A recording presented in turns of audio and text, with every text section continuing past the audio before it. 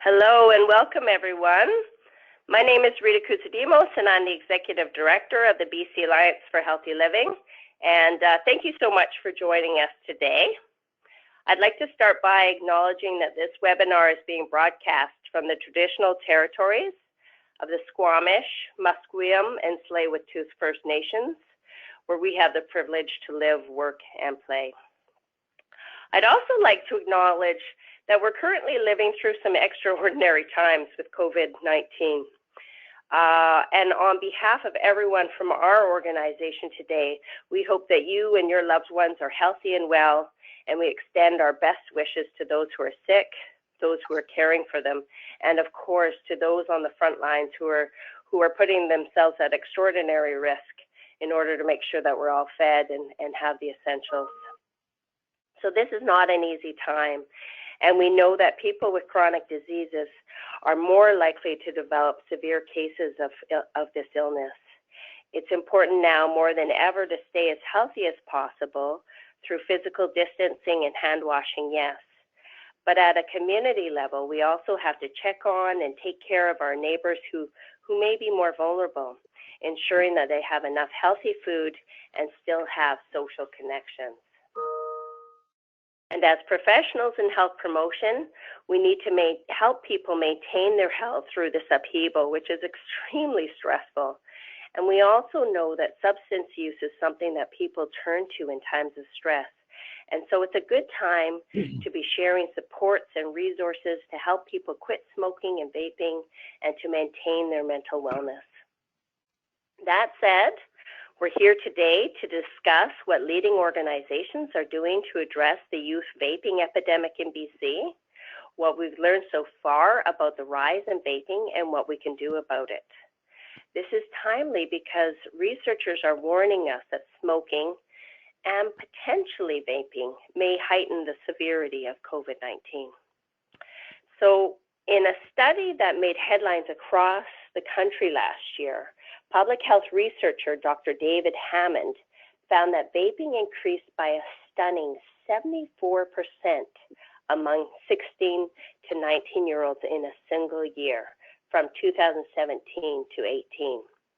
And cigarette smoking increased by 45% during that same period for that same age group. There's much we have yet to understand about vaping. What are the long-term effects of inhaling ingredients such as glycerol and propylene glycol? How do flavors influence addiction? Why do youth vape? And how can we help them to stop? And of course, what are the psychosocial factors that we need to consider in all of this? The three organizations we'll hear from today are working hard to answer those questions by working closely with youth and across education, government, and health sectors. We have an excellent program lined up for you today, but before we hear from our presenters, I'd like to go over a few housekeeping items.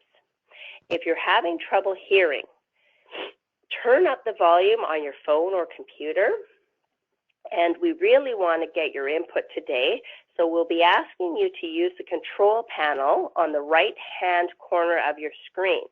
You can see that there's a space there to type in your questions, and we'll do a question period after each speaker, as well as a final round at the end of the presentation.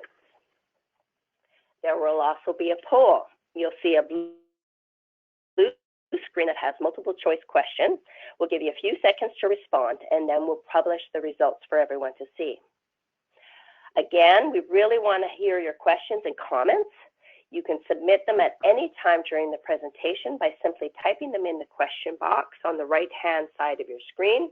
Please indicate if there's someone in particular that you're addressing it to. And we'll answer as many questions as we have time for. If we miss any of them, we'll post a post-event email with missed Q&As. Now let me start by framing up our program for you today. Recent media coverage on lung failure and other health complications related to vaping underscore our nascent understanding of the health risks inherent in these relatively new electronic nicotine devices. But one thing we know for sure are the effects of nicotine. Nicotine is harmful to healthy adolescent brain development, and there's been a startling rise in nicotine usage and addiction amongst youth due to vaping. The BC Lung Association, in partnership with the government of BC, have led the way provincially in quit smoking programs. They've redesigned their flagship cessation program, Quit Now, to include information about the health effects of e-cigarettes and vaping, and also led the development of a widely used vaping prevention toolkit. These are now free resources available for anyone looking to quit, regardless of age. Those of us who work in chronic disease prevention rely on data and evidence to make informed decisions and about healthy public policy. Many of you will be familiar with the BC Adolescent Health Survey, which is done by McCreary Centre Society. It's an excellent resource providing comprehensive information on health and well-being, as well as the determinants of health for youth grades 7 to 12. Other community projects, such as the Research Slam that you'll hear about today, provide key insights and youth-led messaging on adolescent health and well-being, including vaping. And the Supporting and Connecting Youth, or SASSY program at the Vancouver School Board, works alongside youth to ensure that prevention efforts are relevant and realistic, helping young people navigate a society where substance use is so prevalent. Among many outcomes, SASSY works to promote adult listening and ally building, which are important steps that help young people stay healthy and feel positively connected to their schools and communities. So our first speaker, Christopher Lamb, who is the CEO and president of the BC Lung Association, will give an overview of vaping from across the province, and will touch on what programs and policies are happening now to address and prevent youth vaping. Our second speaker, Annie Smith, is the Executive Director of the McCreary Centre Society, and she'll talk about findings from the youth-led research project about vaping, Clearing the Air. Our final speaker, Art Steinman, is the Manager of Supporting and Connecting Youth, SASSY, which is a substance use health promotion initiative from the Vancouver School Board. And he'll speak about what's happening in schools, policies, and programs in place now and how vaping is impacting youth. So that's an overview of the webinar, but before we get going, we'd like to start with a question for you. Which of these statements best describes your interest in the topic of today's webinar? So is it that I work with school-aged children, I work in research or policy, I work in public health, or other? So you may just choose the best. You may fit into multiple categories, but just choose the one that's the best fit as to why you're joining us today. Okay, well, we've got a lot of folks in public health. That's fantastic. And some folks working with children as well. Wonderful. So now it's my pleasure to introduce Chris Lamb. Chris is the President and CEO of the BC Lung Association and a board member of the BC Alliance for Healthy Living. As well as working on programming and policy development for the Lung Association, he has had a leading role in the provincial vaping strategy. Chris is also spearheading the first asthma education center for children, as well as a provincial lung health network that provides patients with an advocacy voice. Thank you for joining us today, Chris. We're excited to hear about your work on a provincial vaping strategy, and now I'll turn it over to you. Thank you, Rita. I really appreciate that introduction, and I really hope that everyone is sitting there enjoying this in their pajamas. These are not normal times, so enjoy it the best you can with a cup of coffee and in your pajamas. I want to thank the BC Alliance for Healthy Living for inviting me to speak about this topic that has been really crucial to our organization and really moving that needle forward. And it's an absolute honor to be presenting with Annie and Art today, who I know you will all find extremely valuable information from. So on the topic of youth vaping, I think there's some ground rules that we really have to understand right off the top. And the number one thing that we really want to emphasize unequivocally is that the use of vape products is unsafe for youth. Many of these products contain nicotine, and we know, as Rita had mentioned earlier, that this is harmful to adolescent development, and its negative effects can continue on brain development right up until anybody is up into their mid-20s. So it's significant, and we want to make sure that, especially as a lung association, that this is taken care of. In addition, there are countless number of harmful substances besides nicotine that aren't being regulated in vape products, and that's another thing we really need to take a look at. And youth who vape may be more likely to continue to smoke tobacco in the future. And here we are as an organization who really is here to support the 1 in 5 Canadians who are living every day with a respiratory issue. We're looking at decreasing that number. Vaping, especially with youth, really represents the very real possibility that number is actually going to get much, much bigger. So that's something that we really need to take care of. Us as an organization, and we have strong relationships with the government and with our health authorities, and we've really been working hand in hand in creating a vaping strategy for our province. We've seen a lot of successes along the way. We've obviously run into some roadblocks as well, but these are all things that I think as a community we need to come together and embrace the challenge of. As an organization, as Rita had mentioned as well, we've been really working at breaking down the silos in the lung health community, really so that everyone, and this call is a good example of that, of the community coming together, united behind a common cause. And what's happening in the world is also a great indication of how we can really do this, come together as a community to really take on a challenge. Next slide, please. So I won't go into this in too much detail. I think a lot of you are probably familiar with what this is, but we will touch on a lot of these aspects. I'll save some of these aspects for our future speakers because it really is their work that's really driving this. But what I do want to highlight is a few different things that are in the government 10-point action plan around vaping. The number one thing that we want to sort of point out is this concept around flavors. Our provincial government took the step to say that they wanted to regulate the flavors that were on the marketplace, and this was a nod towards cessation and the potential that that might serve for people who are trying to quit tobacco. What's interesting about this is many other jurisdictions have chosen to flat out ban flavors, but it really doesn't take into account the potential there might be with cessation, and that's something that we have to consider as we move forward in this conversation. I think there still needs to be a lot of research that is done on this, but flavors, particularly around youth, is one of the leading causes of why youth choose to vape in the first place.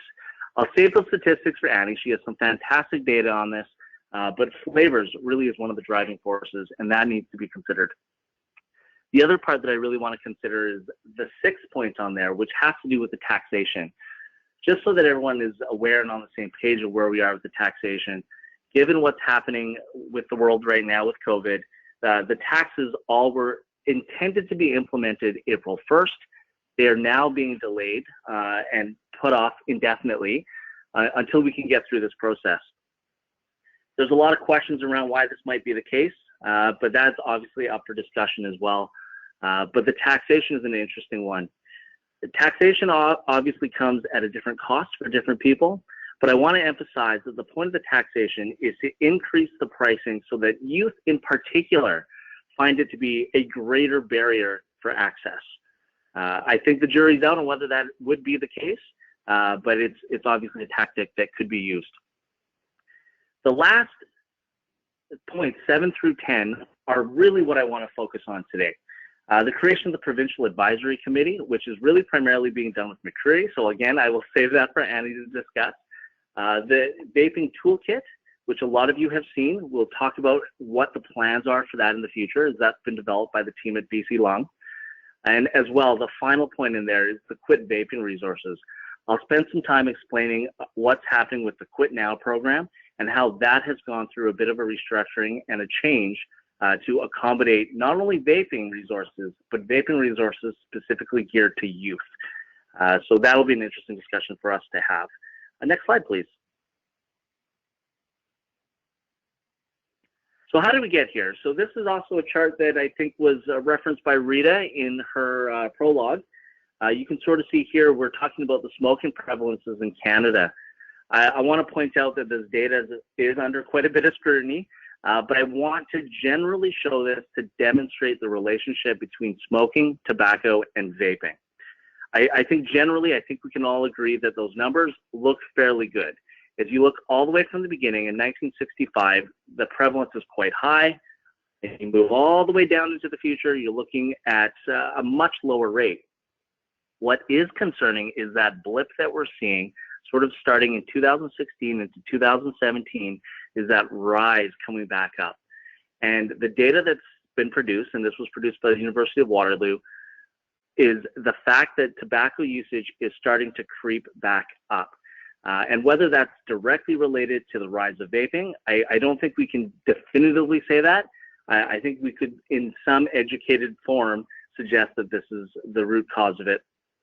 And we are looking at that arrow starting to point back up. So for all the good work we've done, we don't want to necessarily see a reversal of that.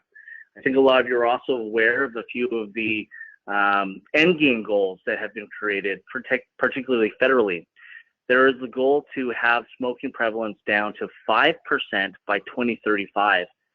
You could see that based on the chart, you could reasonably predict that might happen, except for the blip that we're seeing now. The other part that I don't think is fully being recognized is how vaping, tobacco, and smoking in general is affecting people in a way where that uptick is completely changing things. This last group is the hardest group to get to quit. So once upon a time when we were way back here in 1965 and there's a 60+% smoking prevalence, a lot of those people were looking to quit. And as time moved on, a lot of those people were offered tools that allowed them to quit because they were willing to quit. Now we're down to the last 10% who are just hardened. They don't want to quit. The addiction is heavy. And those are all things that need heavy consideration as we try to figure out how do we move from what's about 15% in our province all the way back down to 5% and hopefully down to 0%. Next slide, please. So on this slide here, I just want to briefly show you how there's actually very different forms of tobacco that are out there. And it comes in different ways. This really is intended for us to highlight how technology and product is actually moving faster than we can regulate. It's moving faster than we can stay on top of. So we need to create policy and regulation that is really robust enough to sort of cover many of these different areas. One thing that I do want to point out on this slide is the water pipes. The water pipes are quite popular in different parts of the world. You're starting to see them pop up here in British Columbia. The latest statistics we have on water pipe is 45 minutes with a water pipe is the equivalent of smoking 10 cigarettes. So you can imagine the amount of nicotine that you're probably taking in that 45 minutes is astronomical. So these are all things that we really have to consider as we talk about how do we create policies and programs that are reflective of what's happening out there. Even with the new technology that's happening, a lot of you know about Juul, and with a lot of the deaths that were happening in the United States, it didn't take them very long to re-release a product that they have called IQOS. IQOS being a heat not burn product, which they are very smartly terming as not a vape product. So it's an alternative to vaping, but essentially it is heating, not burning tobacco still. So the nicotine is still there, all the harmful effects are still there, but they're showing it to be a different product. So even us having a discussion around vaping is almost excluding products like IQOS that are on the marketplace.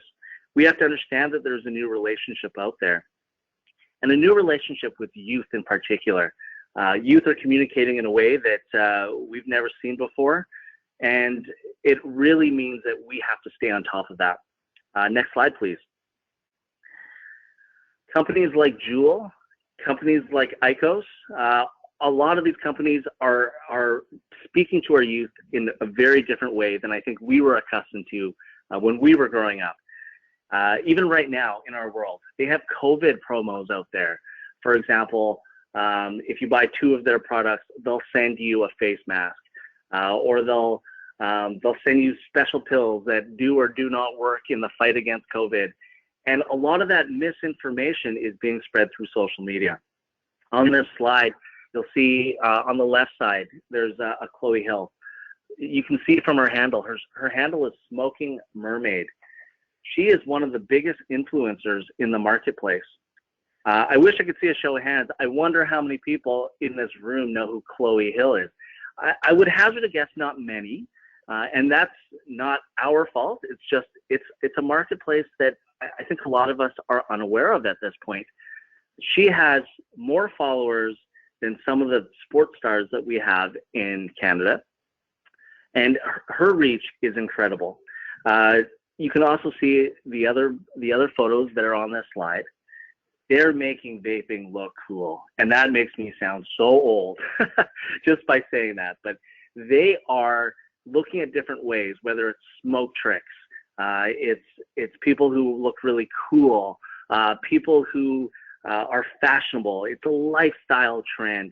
The biggest thing here is that they have a number of influencers in social media.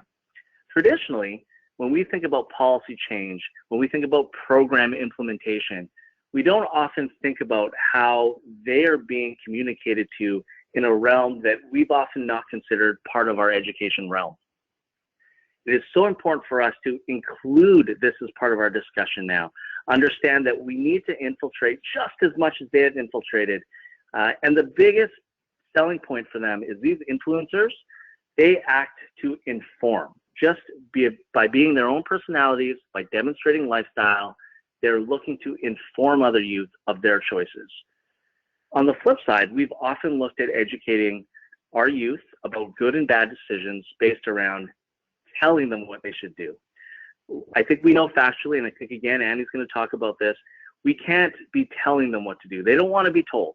We have to give them the facts and let them decide for themselves.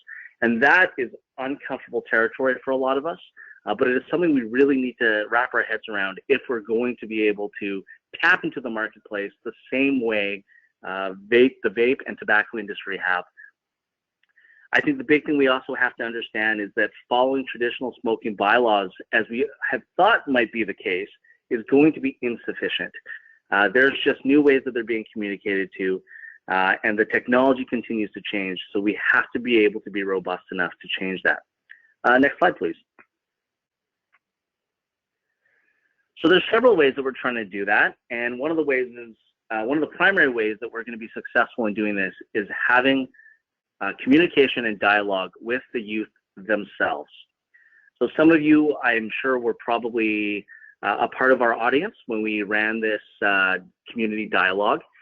We ran a community dialogue on vaping with the Board of Trade, and our whole purpose of this was to bring together researchers, clinicians, health authorities, and put them in the same room as parents and kids who were vaping, and have them have a dialogue around their behaviors and what they need for support. This, for us, was extremely eye-opening, and I'll highlight a few things, because you can access this entire live stream still on YouTube. It's still available, and we can send out the link afterwards. But a few of the highlights from there is one of our youth who was there, she wanted to quit so desperately. And the first thing she said to us was, she wants to quit vaping so badly that she's going to go back to smoking cigarettes. This is absolutely the wrong pathway we want them to take.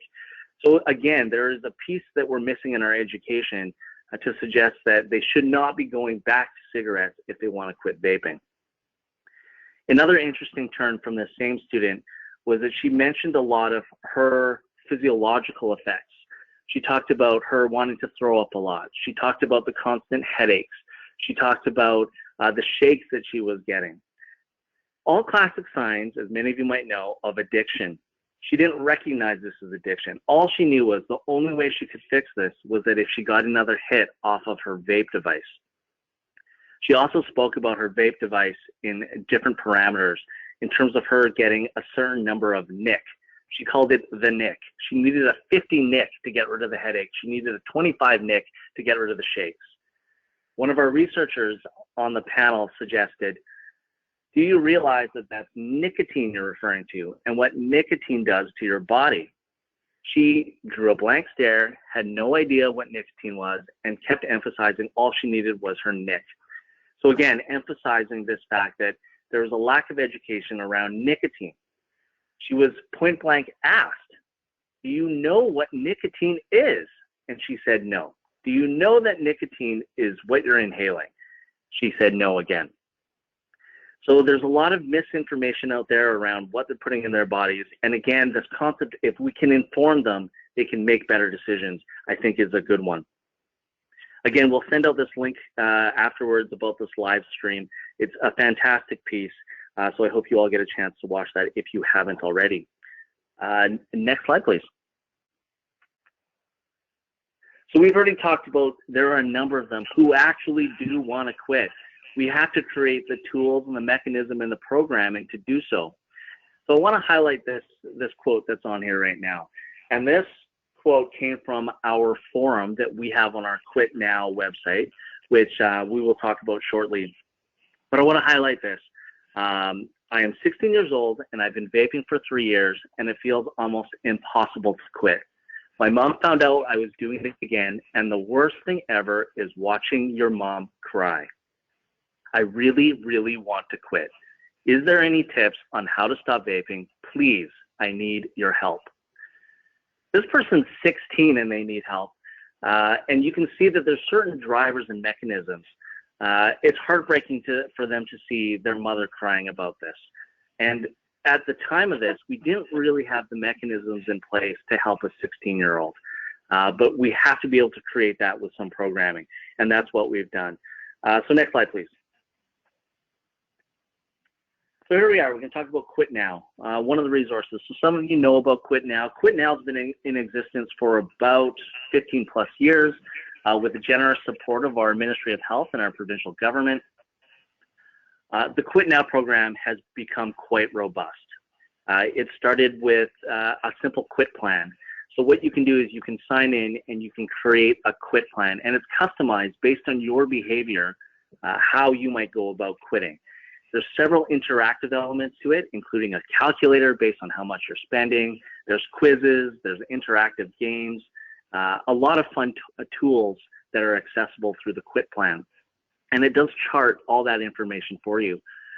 In addition, our Quit Now services provide live quit coaches that are available 24/7. There's also a text to quit program using some innovative technology that's using predictive text around things like if you want to text, hey, I really want a cigarette right now, based on your profile, they'll say, hey, why don't you go for a run, or it's beautiful outside, go for a walk, or why don't you call this quit coach, they're available to you right now. So there's several different elements to this. This was previously available to adults in British Columbia, completely free of charge, but since the rise of vaping, we've been able to tinker with, change, really look at some of the research that's out there around targeting youth. And now all of the Quit Now resources, including vaping resources, are available to anybody 10 years and older. And yes, we do have some 10-year-olds who have signed up, which is absolutely astounding. Next slide, please. So you can see on our Quit Now site, we have live statistics that show up here, and that's just from this week, and this is live as of 2 days ago. From 2 days ago, you can sort of see there are a number of people. The number one thing that we want to celebrate is that they are a community together, that they're in this together, that they're not alone. And one of the most important things that we have going for us on our Quit Now program is the community support and the forum. It is one of the biggest things that we have is each other. Again, the same concept of they don't want to be told how to behave. They don't want to be told necessarily even by an expert. What they want to do is they want to talk about lived experiences. And I think there's a lot of learnings in there when we're talking about youth. We need to talk about lived experiences. We need to find those people who can share their successes and talk about some of their failures as well. And I think that's an important learning for us moving forward. Next slide, please. As you can see, the Quit Now program has also become quite robust. It's allowed us to really tap into what's happening in the world right now. So on the site right now is a list of questions around COVID and what it means with smoking and vaping in particular. So you can sort of see that the resources are constantly being updated. It is extremely reactive and it's extremely nimble, and it really does allow us to provide to British Columbians one of what I personally think is one of the best resources when it comes to quitting. The one caveat I'll put on this is that this program is going through a continual change as well. We're going through some exciting new challenges that include how do we really speak to youth? How do we really incorporate vaping into what we're doing? So those changes will continue to be updated as we move forward. Next slide, please. So as I sort of come to the end here, where I really want to talk about the toolkit. So the toolkit has sort of served as the centerpiece of education for our province around vaping. This specific toolkit's actually gone worldwide in terms of educating youth around the very basics around vaping. And as I had mentioned with Quit Now, we need to be incredibly nimble with what we're doing. Even this piece is being updated regularly. I'll give you a little context of how we arrived at our toolkit here. Our toolkit was intended to be a traditional piece that we were going to deliver in the secondary school system. And a lot of you will remember from when you were in school, you had the educator come into your classroom, show you the black lung about why you shouldn't smoke, and that was the big wow moment of the day. That was sort of what this was intended to be. What we found out as we were developing the piece, developing the toolkit, was that we were targeting the wrong demographic. Its intent was to target kids who were about to start. So we had thought this would be grades 10 to grade 12, senior high students here in British Columbia. What we found out was the entry point, the true entry point for speaking to kids who are thinking about starting vaping was grades 5 to 7. So that starts at a 10-year-old. And that for us completely changed the game. We suddenly started to recognize there was a different urgency that needed to happen here. So the toolkit is actually also something that's continually being updated. This module here that we're showing includes things like a bingo sheet. There's information for parents. There's information and a slide presentation for teachers. That is already out there and available on our website at bc.lung.ca. What's currently in development is a true secondary school module. So it'll have different language, it'll speak to them a little bit differently, and will include different interactive tools for educators to use. That's in development right now. We're intending to do a pilot project of that in the new school year, whenever that happens. Let's keep our fingers crossed and say that the new school year will start on time in September. And we'll run a pilot then and have it available to everyone, hopefully in the new year, January 1. The other plan that's really exciting in conjunction with our provincial government, our Ministry of Health, and our Ministry of Education is that we're looking at ways to disseminate this right across the school districts in a really fun and innovative way. One idea was to hold a province-wide film festival with scholarship prizing. We are looking for feedback on that, and we've done that with McCreary and with their youth advisory panel. So we're looking at making some changes. Anything that we're going to implement from now is going to be youth informed. So I'm so grateful for that process because it really does mean we have the best chance for success in a lot of those things. Next slide. That's my entire presentation. I hope that you found a lot of that information useful and maybe recapping some of the things you already knew, setting the stage for what Annie and Art are going to speak about. I encourage a lot of you to make use of the toolkit. I encourage anyone to recommend anybody as young as 10 to use the Quit Now services. There's a lot of great tools on there for wanting to quit vaping or quit smoking, and I'm open to any questions if we have time. Hi, Chris. Thank you so much. It's inspiring to hear what the BC Lung Association has done to address youth vaping across our province.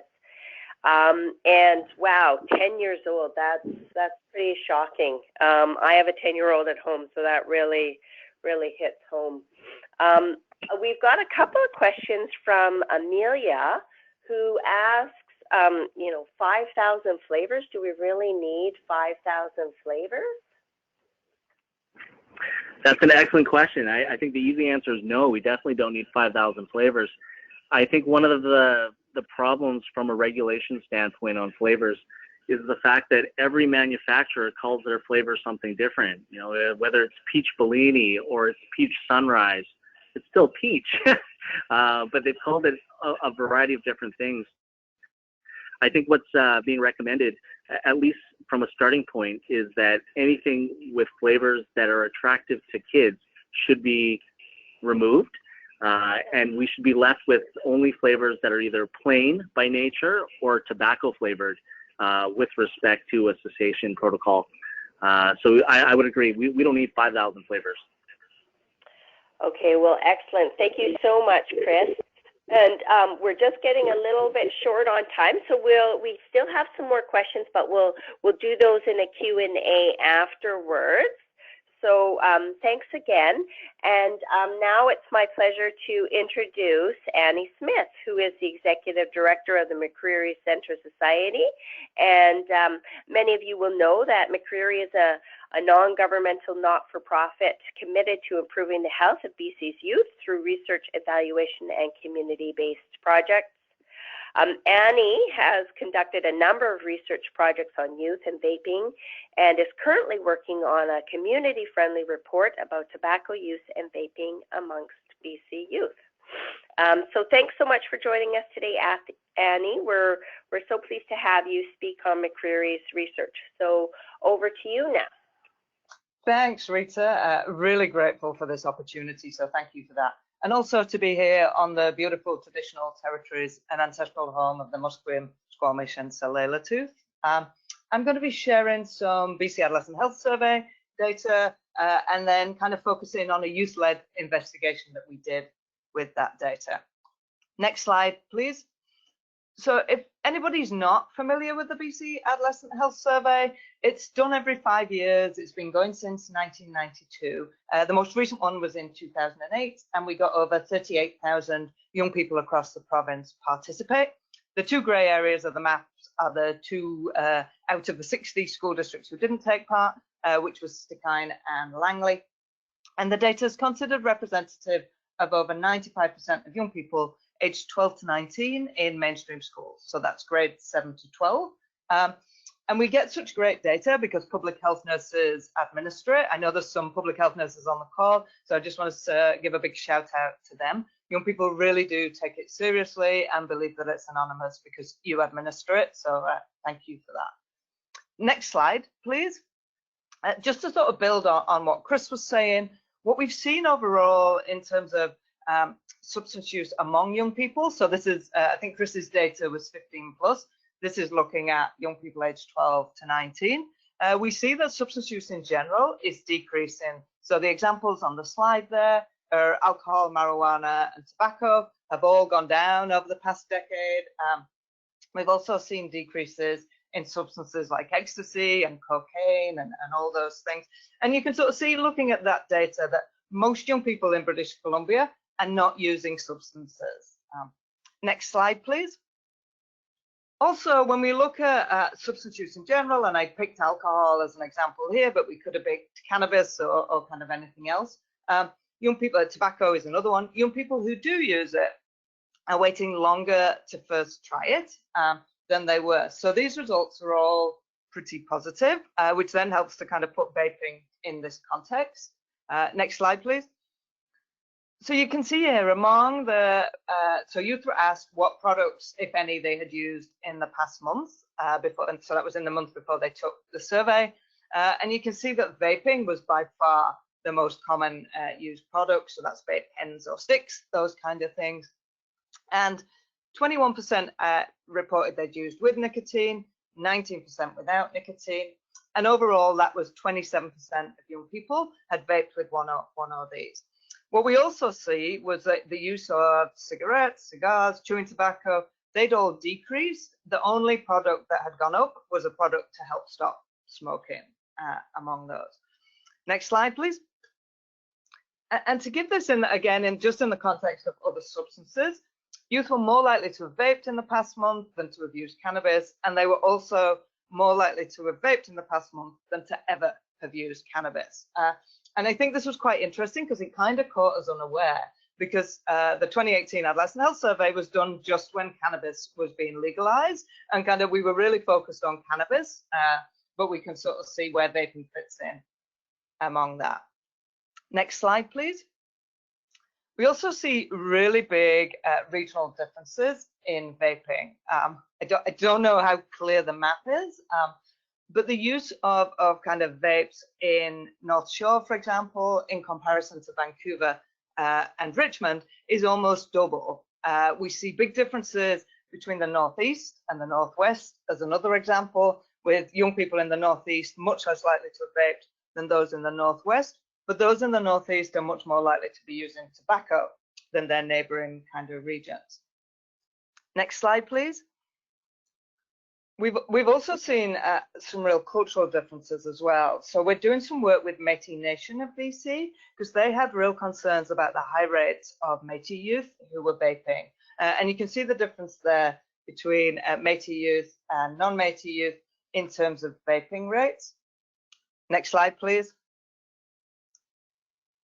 And that was particularly concerning to Métis Nation because the rates of alcohol use, marijuana, and tobacco were very similar to non-Métis youth and to the kind of overall BC population, whereas the vaping rates were much, much higher. Next slide, please.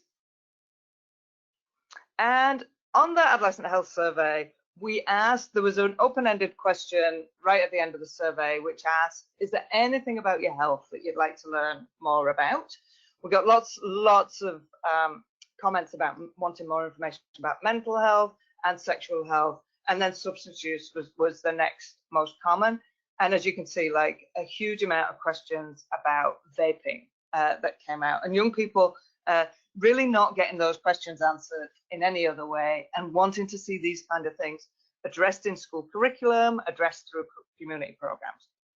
So that sort of provides the context to what we did with young people. So if you, next slide, please.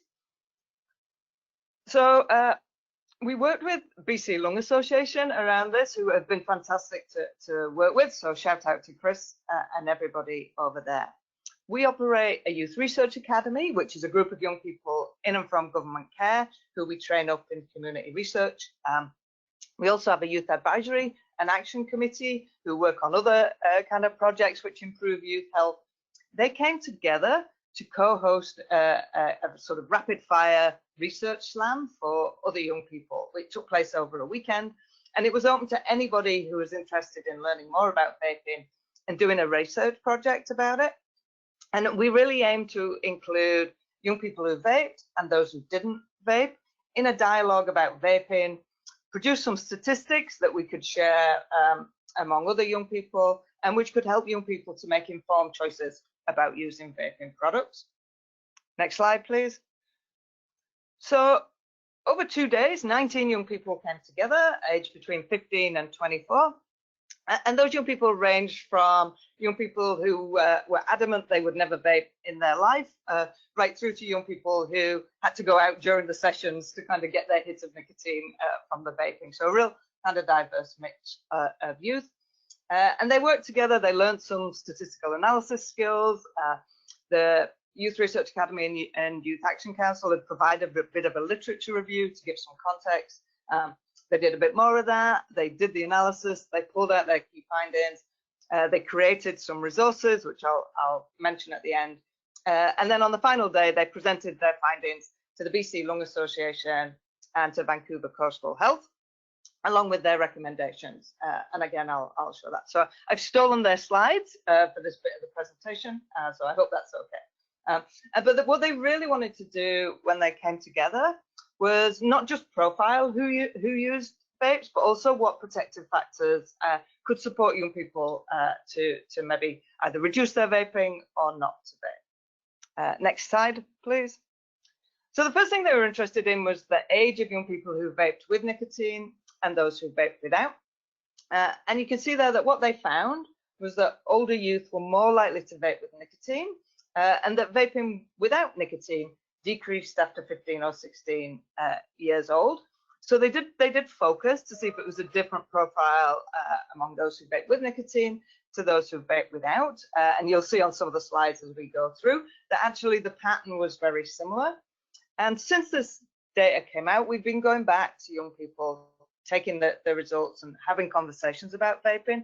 And definitely we've heard from a lot of young people that at the younger ages, they think they're vaping without nicotine. So like Chris was saying, if it's flavored, you know, as long as you don't buy nicotine flavored, then they don't really understand that probably what they're using did have nicotine in it.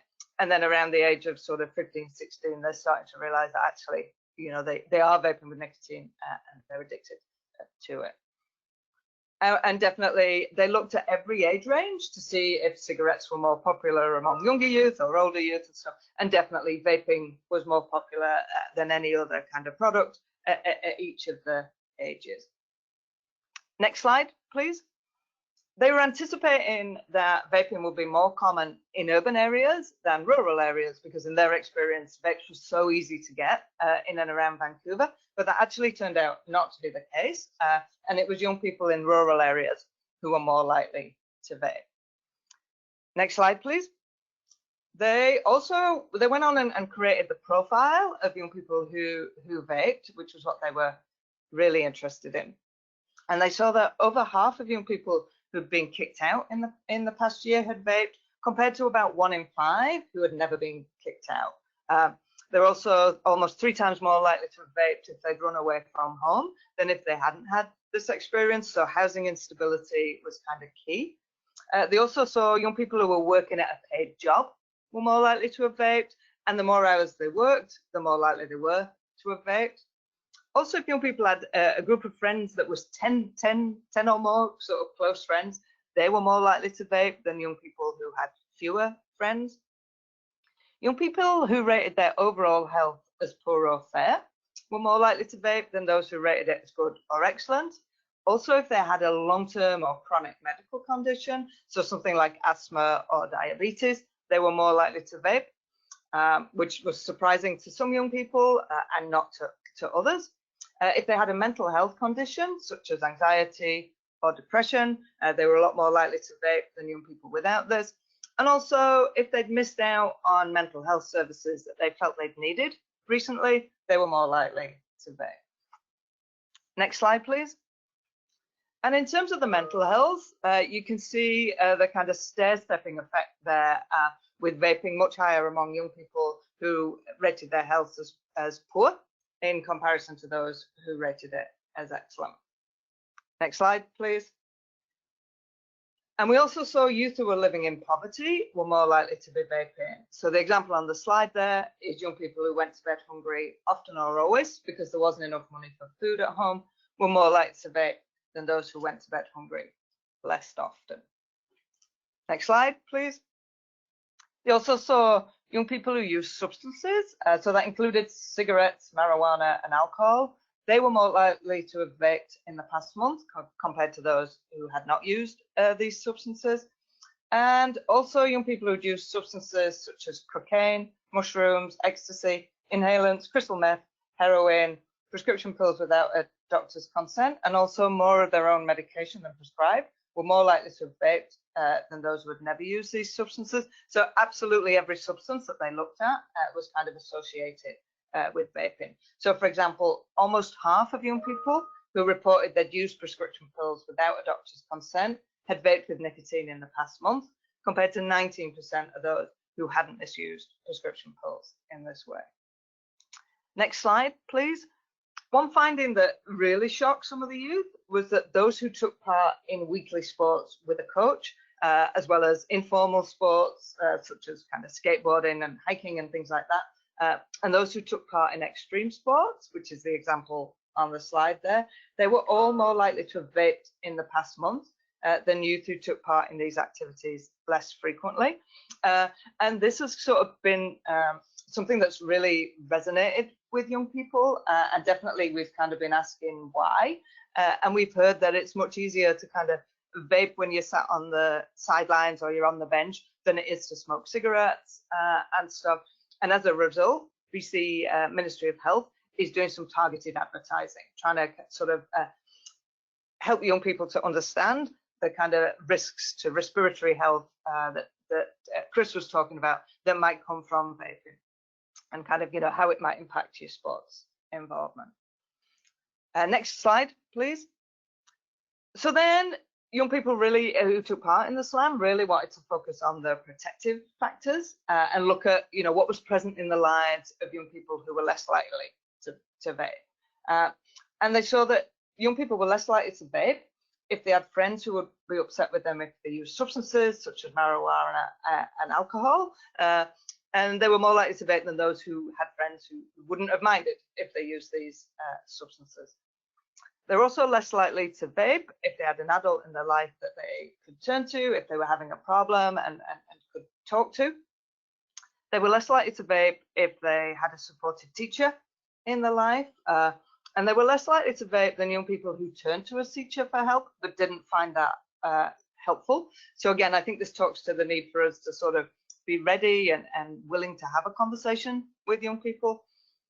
They were less likely to vape if they felt connected to their community in comparison to those who didn't feel connected to their community. And also, some of the youth were passionate about the role of spirituality and things like that. And they found that young people who found spirituality at least somewhat important in their life were less likely to vape than those who didn't find spirituality important in their life. Next slide, please. And they also found that young people who had parents who knew what they were doing in their free time and also online were less likely to vape compared to young people who had less involved parents or whose parents were kind of monitoring their behavior less. Next slide, please. So, as you would expect, many of these same protective factors worked for Métis youth. So we saw higher rates of vaping among Métis youth, but definitely if Métis youth felt connected to family, felt their family understood and respected them, felt kind of valued within their family, they reported being less likely to vape. Also for Métis youth, the land and nature and feeling connected to that were important protective factors, as was feeling connected to community and feeling like they had a caring adult in their community, and also school. And I just wanted to sort of pause on this one. So next slide, please.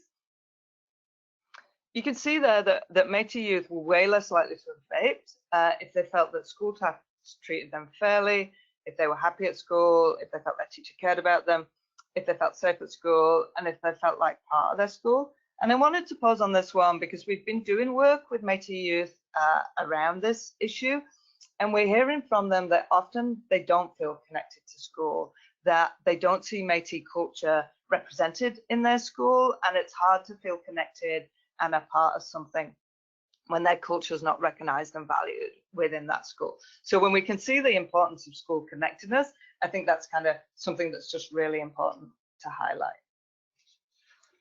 Next slide, please.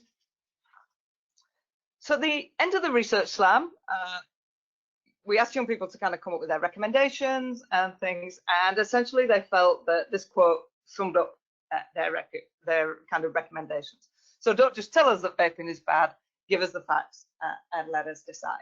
And we know a lot from kind of adolescent development that this that they're onto something with this. So next slide, please. So they came together and they sort of reviewed the research and the discussions that they'd had along the way. And then they presented these recommendations to the BC Lung and to VCH. And they asked for kind of balanced information from adults, and for adults to be open and non-judgmental, particularly when it came to issues such as vaping. They also felt adults shouldn't kind of role model vaping, so maybe not vape in front of youth. They also felt, given the high percentage of youth who are involved in sports who vape, coaches should be trained to support youth who want to quit. They recommended targeting youth aged 11 to 12. I know Chris was saying 10 or younger, and I'm sure they would kind of agree with that. But from their data, they could see that the spike really came at kind of age 13 and up. So they were saying to target young people aged 11 and 12 before they start vaping, so that they can make an informed choice about whether they want to vape or not. They felt it was really important for schools to have youth workers attached to them who've experienced vaping or who've overcome problems with substance use so that they're relatable and understand what young people are going through.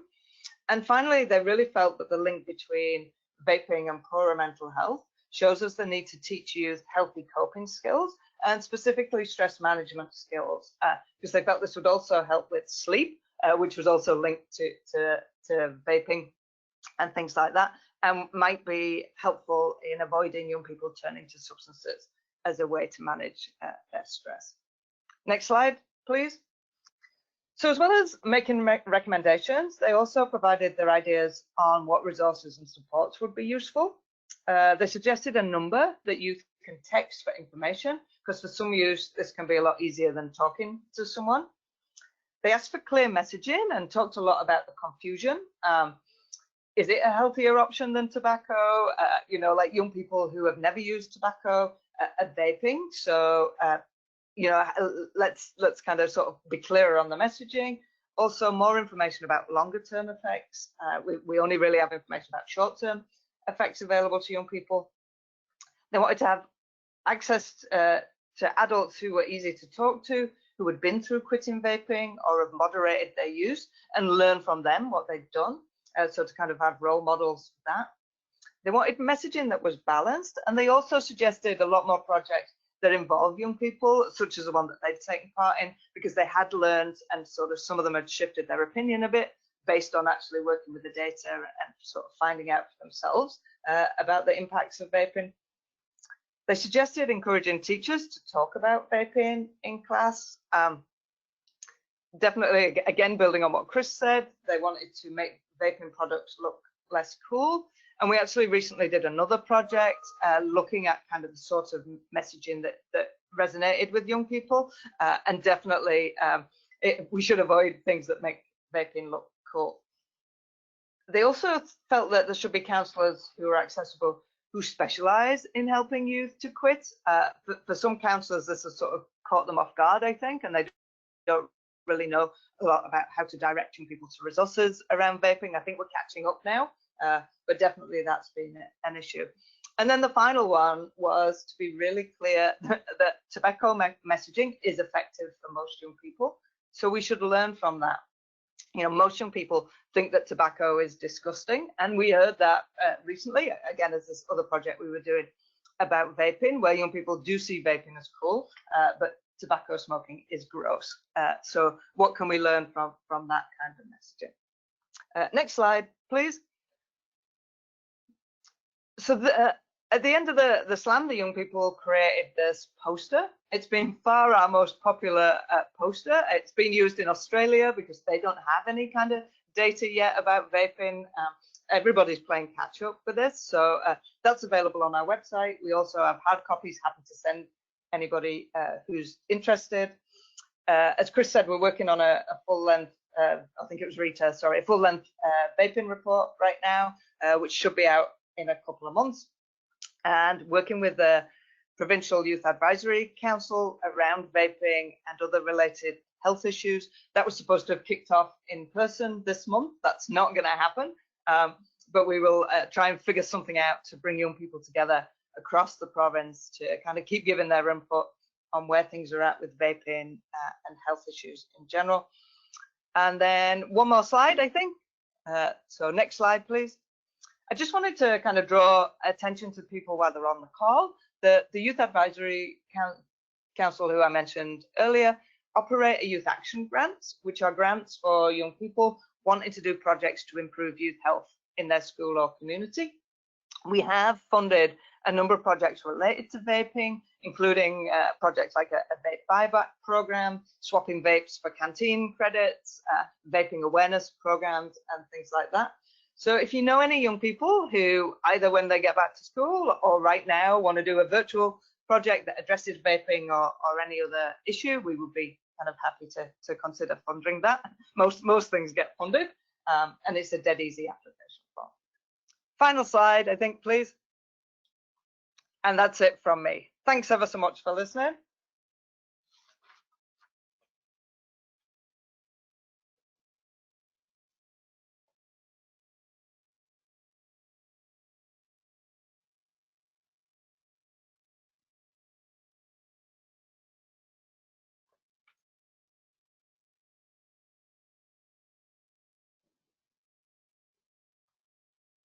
Thank you so much, Annie.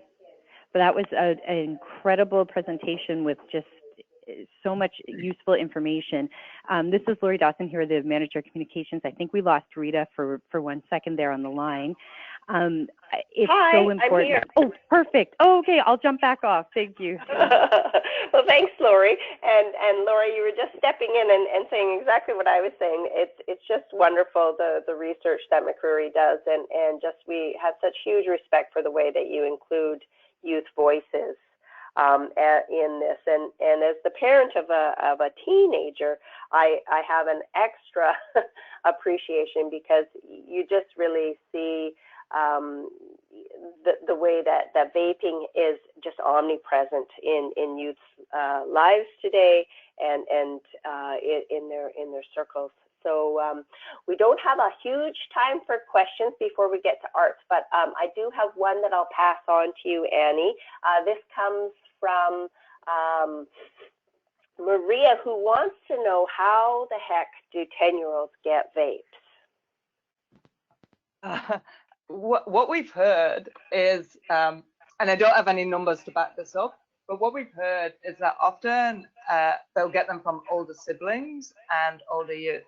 So brand new, shiny, sparkly products are coming out all the time. Companies like Juul are putting out new, slicker products all the time. So older youth then pass down the ones they don't want to use anymore to the younger youth.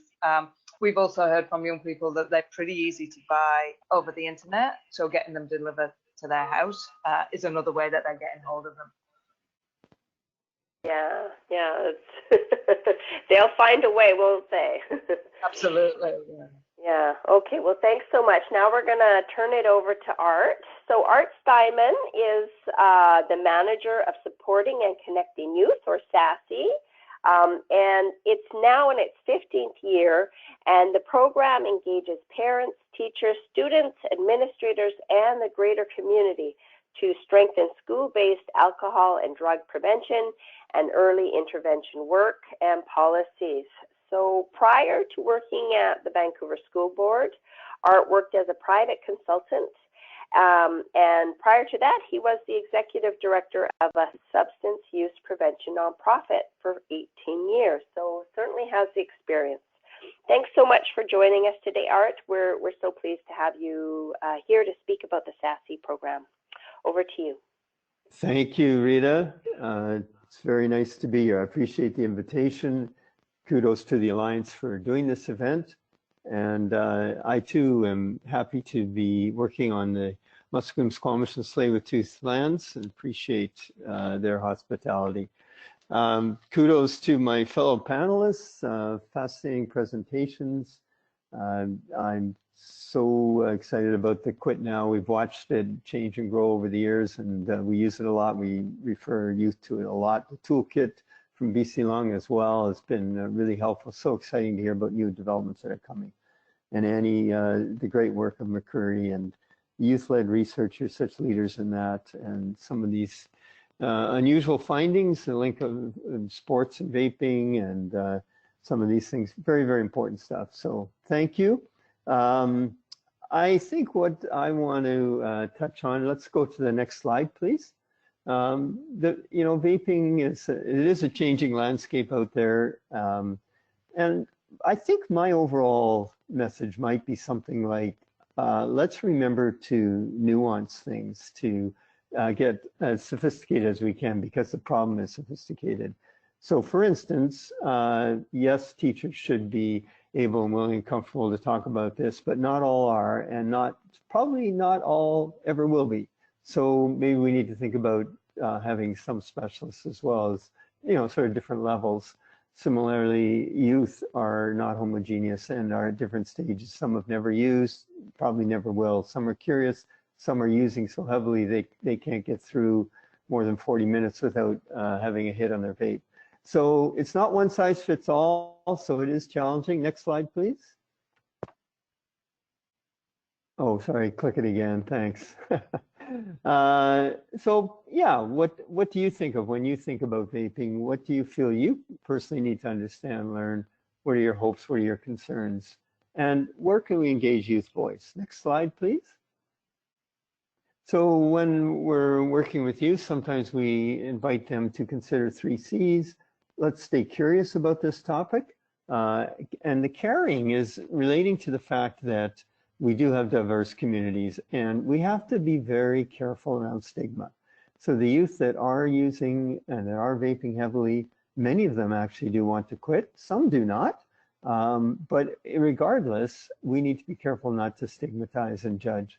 And critical thinking relates to the fact that we all need to really be on our toes and be questioning and learning that there's a huge industry that is trying to manipulate and persuade us, and things are not always as they appear. Next slide, please. So we're looking for kind of more of an adaptive response. And you can see some of the questions there designed to, again, get us all self-reflecting and thinking about this. What are my own biases? What part of this topic do I feel humbled about? Next slide, please. So a little bit about SASE really quickly. Supporting and connecting youth. Next slide, please. A partnership of the school board and the health authority, which is kind of unique, and it's delivered through staff on both agencies. Started in 2006. Next slide, please. 4 interrelated streams. Just keep advancing it, and those will pop up. Just keep going. Keep going. Okay.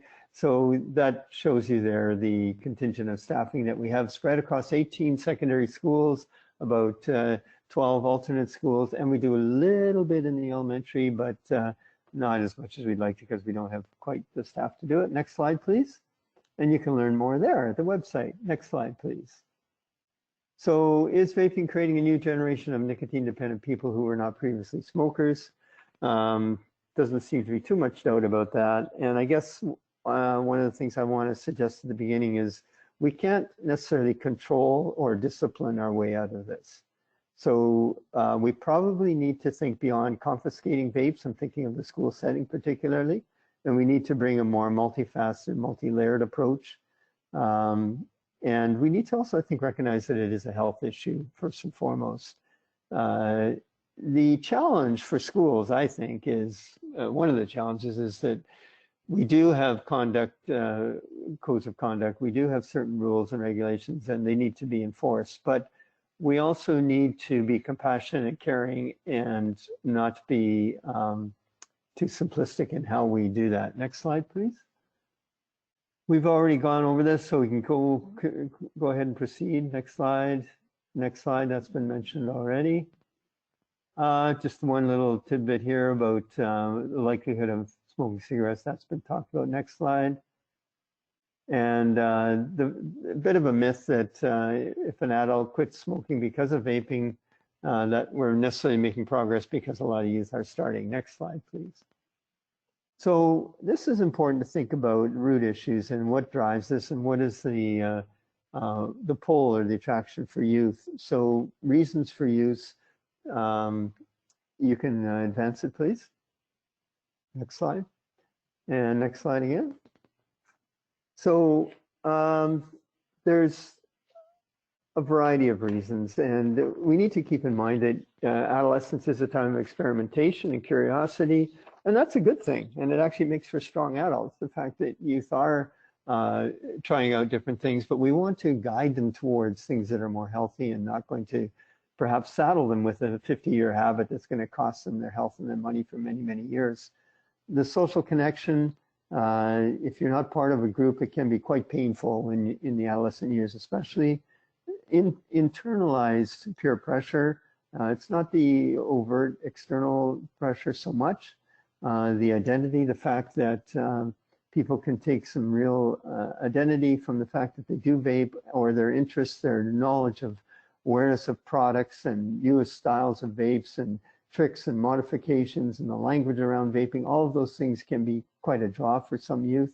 Ownership and independence, the fact that adults are largely on the outside, they don't really understand this well, and they're not on social media in the way that youth are, and so youth can feel some autonomy being involved in this. Coping, certainly we know that some youth use it as a way to fit in, a way to deal with stress, and some youth start vaping for one reason but continue vaping for different reasons. So it's a complex issue. Next slide, please. Just a quick thought here. We often think of vaping as drug use, substance use, but I just throw it out there that from a different perspective, it's often viewed by youth as more of a fashion item or a newest thing in technology. That kind of view is one that we as adults don't always keep in mind, and probably it's useful to do that. Should also keep in mind that a lot of youth do see tobacco as dirty. There's ash, there's butts, there's cigarette butts. It's smelly, it's hard to disguise. Whereas vaping, they can just take a little hit on it, in a hidden way so easily. So that also affects things. Next slide, please. And then there's the complications with everything from juice to the nicotine salts with the high concentrations of nicotine, right through to cannabis and kids being able to vape cannabis. So these are challenges. Next slide, please.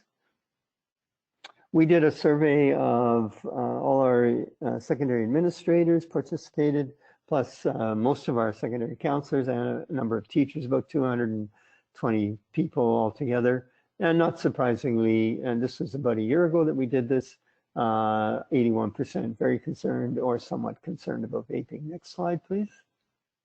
Some of the comments that were made, but I'll also just share with you that what the survey told us was that the students want to know whether vaping is as bad as smoking. There's a sense that the root causes of substance use are often overlooked as we rush to penalize or punish substance use. There was a sense that many school staff want to support youth who are struggling with addiction. So they're recognizing that you can take it away and tell them not to do it, but that doesn't necessarily, isn't necessarily a supportive approach for a young person who's really addicted to it. There was comments about wanting to decrease the top-down approach and involve all school stakeholders and particularly youth voice. And students resonated with instruction that is interactive, inclusive, brief, and multi-module. And parents want to be more aware of and informed of what's going on at the schools. Next slide, please.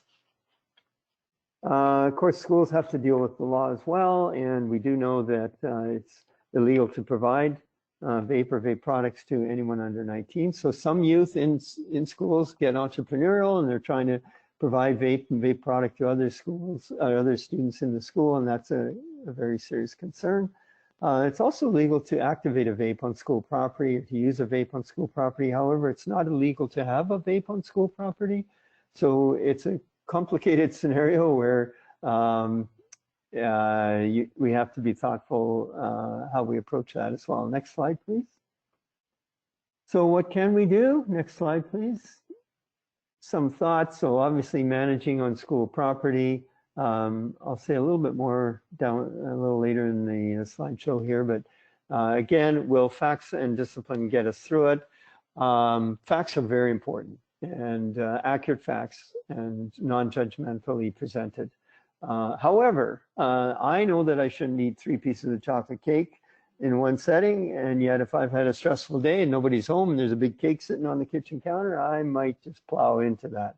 So knowing isn't the whole story. It's really important, especially when there's so much misinformation, but we need more than that. And similarly with discipline, and some school districts are rushing to suspensions, pretty harsh penalties for even one-time use, and I'm going to suggest a more graduated approach might be more effective, because we want to activate the front of the brain of the young people where they look at choice and options and monitoring and self-awareness, as opposed to the back of the brain, fight or flight or freeze. And fight or flight or freeze tends to get activated by harsh discipline. So a more nuanced approach is important, and also recognizing the health realities of this. Next slide, please. One thing, of course, is talking with young people about this, and we all mean well in our conversations, but next slide, please.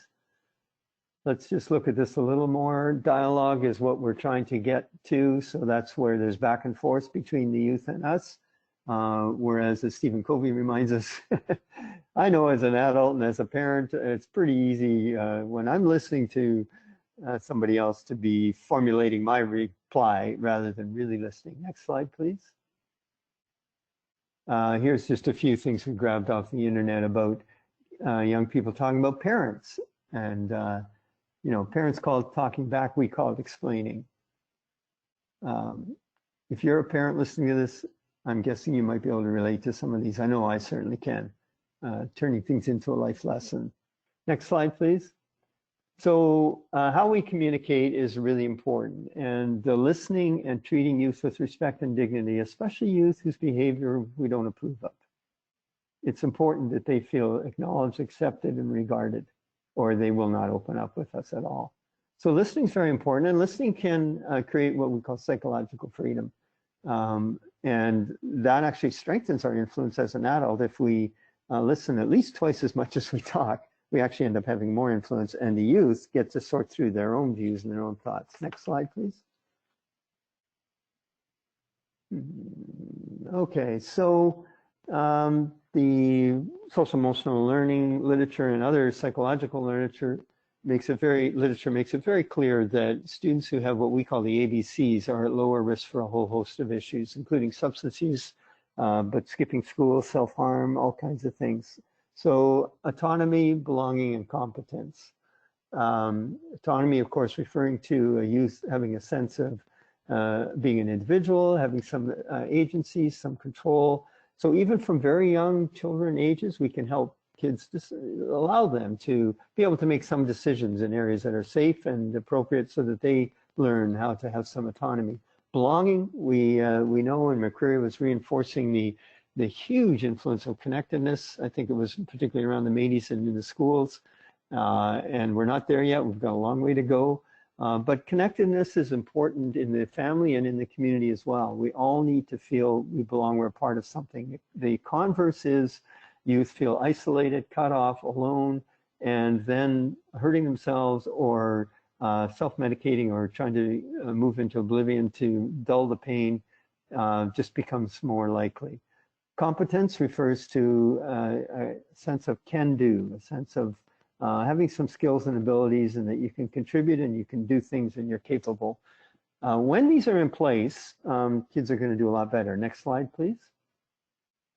So here's some thoughts, and now this is a pre-COVID slide, so some of these options aren't really all that available at the moment, but the websites are full of current COVID appropriate activities that youth can do in small groups or with the family or in isolation. The point being, there are many, many ways to strengthen autonomy, belonging, and competence.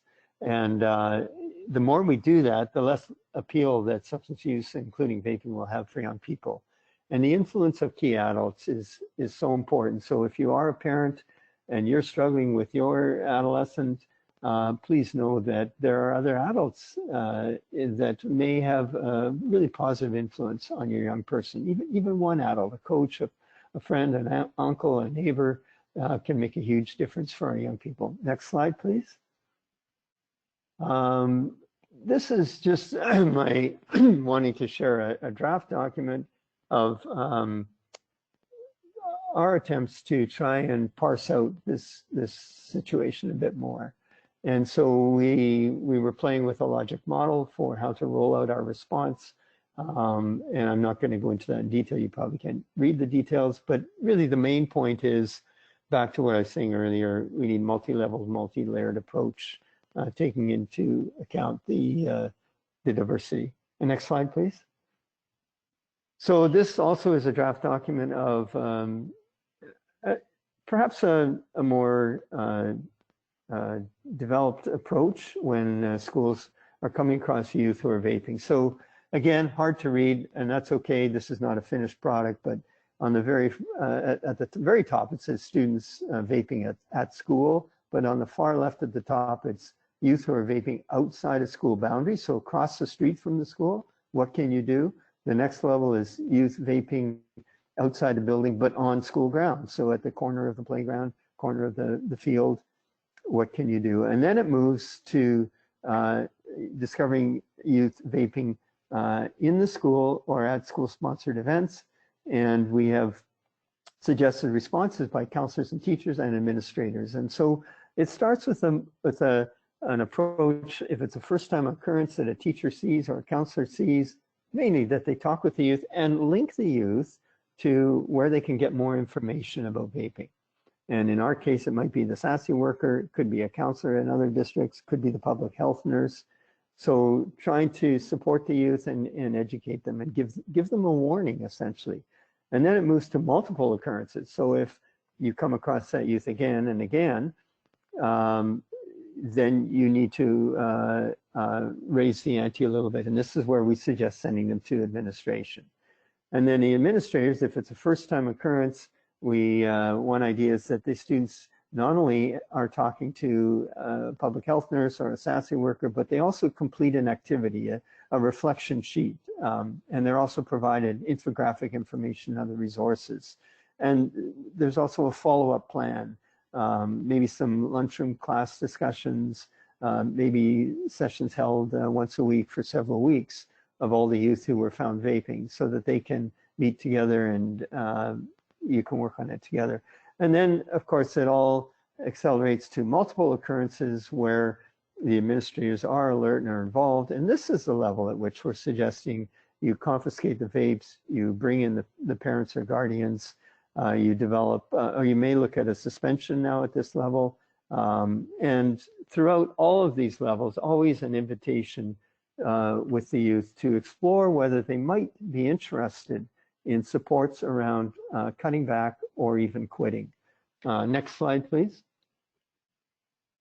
So,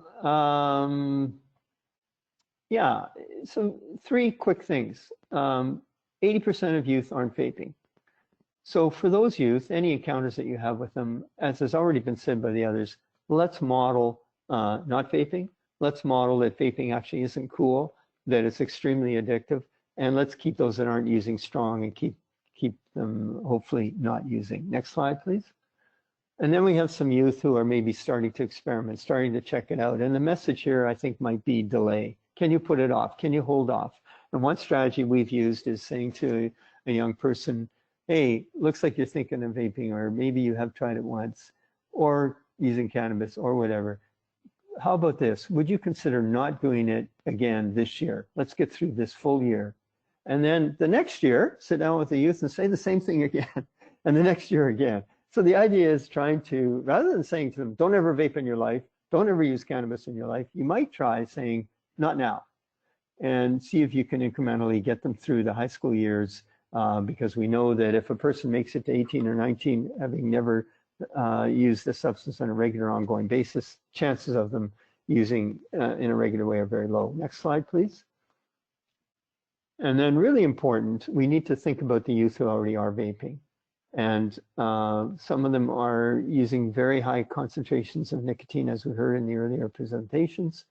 One suggestion is guide them, help them to incrementally cut back, not go from 50 milligrams per milliliter to 10 or 5, but go in steps so that it's less likely to aggravate withdrawal.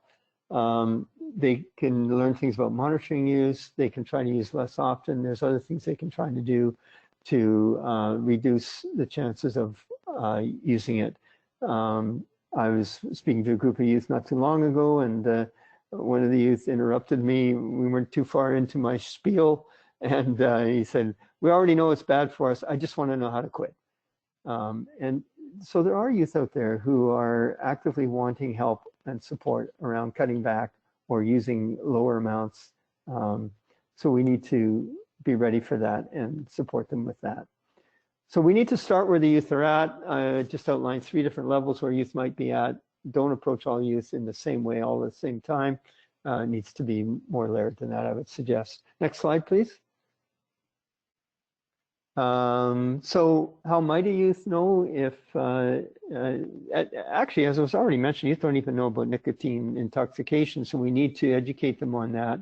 And there are perceived advantages, increased energy, sometimes reduced anxiety, although it can go the other way too, weight loss, other things, but there's all the many, many downsides that are very serious. So How might a youth know if they are possibly becoming dependent? Next slide, please. So we can teach youth this. We can teach them, well, here's how nicotine can be very addicting if you can't stop. If you're having strong cravings, restlessness, difficulty concentrating, increased hunger, sleeplessness. If you, the last two on this slide I think are very important. When youth or an adult, anybody continues to vape despite knowing they are having health problems, that's a strong indication that they really are struggling with their dependence on it. And also related to that, if they give up sports or social events or friends or other activities in order to vape, that's a strong indication that they're really struggling with it. So rather than judging that or being critical of it, we need to come alongside and show empathy and support that that's very difficult and that's very challenging, but how can we help you? There's the whole stages of change approach, pre-contemplative, contemplative. Many of you know that, and those sorts of approaches and motivational interviewing, these kinds of techniques can be helpful. Next slide, please. Learning the signs of withdrawal and what to do in the case of withdrawal. Many people find having lots of toothpicks handy can be helpful because of the hand-mouth activity that they're used to from vaping or cigarette use. Gum can be useful, and not even nicotine gum, just regular gum. There's other techniques, and knowing the signs of withdrawal so that youth can find better ways to manage it. Next slide, please. Art, it's Rita here. I'm just going to ask you to wrap it up pretty quick because we've only got 4 minutes left for the entire session. Okay. Yeah. Well, just there's one slide on quitting now, and that's the thing. Next slide, please. And let's just keep going. Next slide.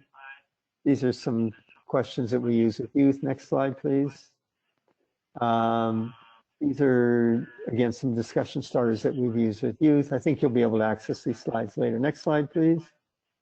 Some resources that we've developed, and these are available on our website. Just keep going. Next slide. Another pamphlet that we developed. Next slide. And this is one specific to COVID times that sharing isn't always caring. Next slide.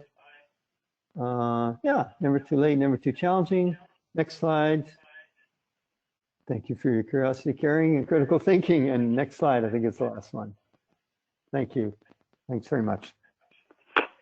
Great, wonderful, Art. I was holding back because I was really reluctant, wanted to hear everything else that you had to say, but we were just I was worried that we were running out of time because we've just got 3 minutes to the end of the webinar. But thank you so much. Thanks so much for the amazing work that you do, and you know, supporting youth to make healthier choices in such a kind and non-stigmatizing way. I'm certainly taking away this this expression. I've never heard this before, that listening creates psychological freedom. That's a good one. So that's going to be something I'm going to take away. Thank you. You're welcome.